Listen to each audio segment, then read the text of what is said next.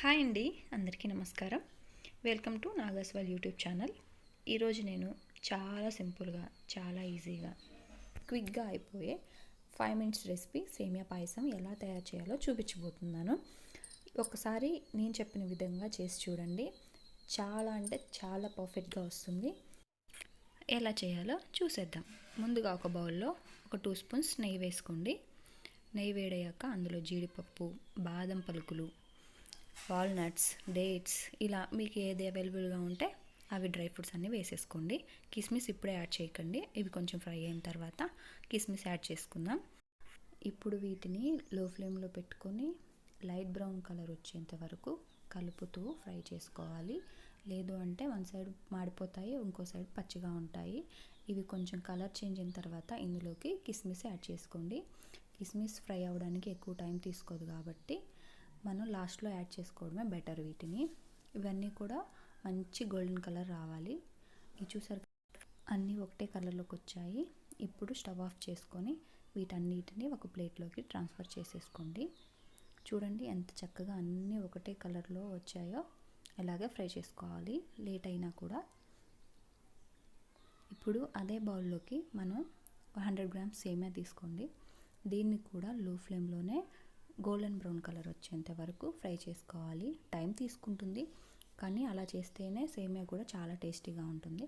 2 minutes తర్వాత చూడండి, ఇది కూడా మంచి బ్రౌన్ కలర్లోకి వచ్చేసింది. మన సేమియాని వేపుకునే దాన్ని బట్టే సేమియా టేస్ట్ ఉంటుందండి. ఇది ఒక్క స్టెప్ మాత్రం చాలా జాగ్రత్తగా చేయండి. మనం వీటిని ఎంత ఓపికగా ఫ్రై చేసుకుంటే ఫైనల్ రెసిపీ అంత కమ్మగా వస్తుంది.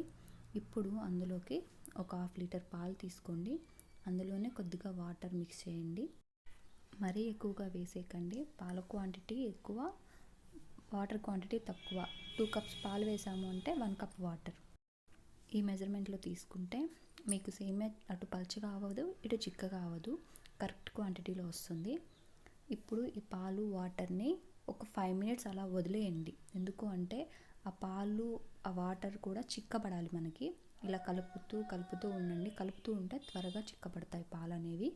ఇలా చిక్కపడ్డ తర్వాత ఇందులోకి మనం ఆల్రెడీ ఫ్రై చేసి పెట్టుకున్నాం కదా సేమియాని, దాన్ని ఇందులోకి యాడ్ చేసేసుకొని ఒక 3 మినిట్స్ చాలు. అలా 3 మినిట్స్ దాన్ని బాయిల్ అవ్వనివ్వండి. పాలు ఇక్కడే చిక్కగా అయిపోవాలి, లేదంటే మనం షుగర్ వేసేస్తాము, ఇలాచీ వేసేస్తాము కాబట్టి అప్పుడు అవి అంత తిక్కగా అవ్వలేవు. కాబట్టి వాటిని ఇక్కడే ఒక 5 మినిట్స్ చిక్కగా అయిన తర్వాత ఇందులోకి షుగర్ యాడ్ చేసేసుకోండి. మీకు ఎంత స్వీట్నెస్ ఇష్టం ఉంటే అంత యాడ్ చేసుకోండి. నేనైతే 4 స్పూన్స్ యాడ్ చేసుకుంటున్నాను. ఇలా షుగర్ వేసిన తర్వాత కూడా ఒక 5 మినిట్స్ వదిలేయండి. అలా 5 మినిట్స్ కలపండి. వదిలేయండి అంటే అలా వదిలేయకండి, కలపండి. తర్వాత ఇందులోకి మనం ఆల్రెడీ ఫ్రై చేసి పెట్టుకున్న డ్రై ఫ్రూట్స్ అన్నిటిని వేసేసుకొని వీటిని ఒక 5 మినిట్స్ అలా బాయిల్ చేసుకోండి. తర్వాత ఇందులోకి ఆల్రెడీ మనం దంచి పెట్టుకున్న ఇలాచీ వేసుకోండి. స్వీట్ అంటే ఇలాచీ ఉండాలి కదా, సో ఇలాచీ ఒక 5 అలా దంచి వేసేసుకోండి. ఇలా ఒక 5 మినిట్స్ తర్వాత, 5 మినిట్స్ ఏం పట్టదు, 2 మినిట్స్ తర్వాత మనకి ఇప్పుడు సేమియా అసలు అది ఉడికిందా ఉడకలేదా మనకి ఎలా తెలుస్తుంది అంటే, కొంచెం సేమియా తీసుకొని ఇలా అనండి. చూడండి ఎంత చక్కగా విరిగిపోయిందో. అలా చాలండి, మరీ మెత్తగా అయినా సేమియా బాగుండదు. ఇప్పుడు మన రెసిపీ రెడీ అయిపోయింది. చూసారు కదా ఎంత చక్కగా వచ్చిందో. చూస్తుంటేనే చూడండి ఎప్పుడెప్పుడు తినేయాలా అనిపిస్తుంది. మీకు కనుక నా వీడియో నచ్చినట్టయితే please do subscribe, support my channel. Thank you for watching.